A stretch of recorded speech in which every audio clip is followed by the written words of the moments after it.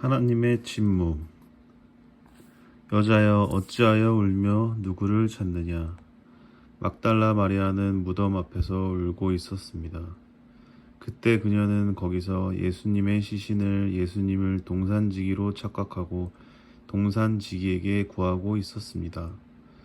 그녀는 주님을 알아보지 못하였던 것입니다. 예수님께서는 그녀가 구한 것을 주셨습니까? 주님은 그녀가 구한 것과는 완전히 차원이 다른 가장 멋진 응답을 주셨습니다. 바로 다시 살아나시고 영원히 죽지 않으시는 주님 자신을 보여주셨습니다.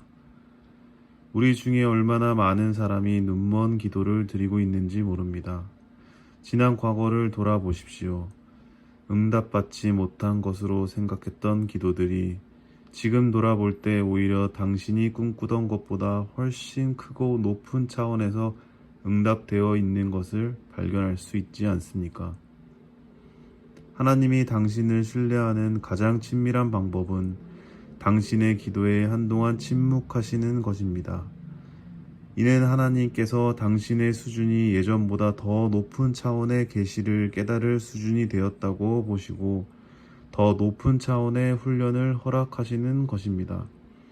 주님께서는 우리가 절대로 절망하지 않고 기쁨으로 하나님의 침묵을 인내할 수 있다고 믿으신 것입니다. 물론 기도 자체가 잘못되었을 때도 하나님의 침묵이 있을 수 있습니다. 그러나 어떤 기도는 우리가 이해할 수 없는 더 높은 차원에서 응답되기 위해 침묵의 시간이 필요할 때도 있습니다. 예수님께서 자신이 계신 곳에 더 오래 머무신 이유는 마르다와 마리아를 사랑하셨기 때문입니다.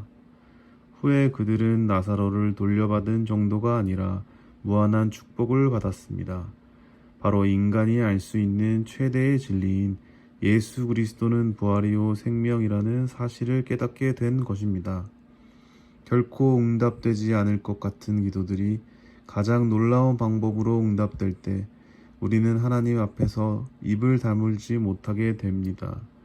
그때야 하나님의 침묵이 오히려 내 기도에 대한 응답의 표지였음을 깨닫게 됩니다.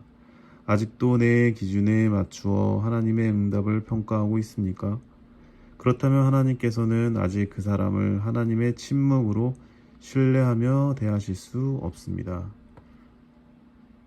11월 12일 주님은 나의 최고의 선물. 오늘도 좋은 하루 보내세요.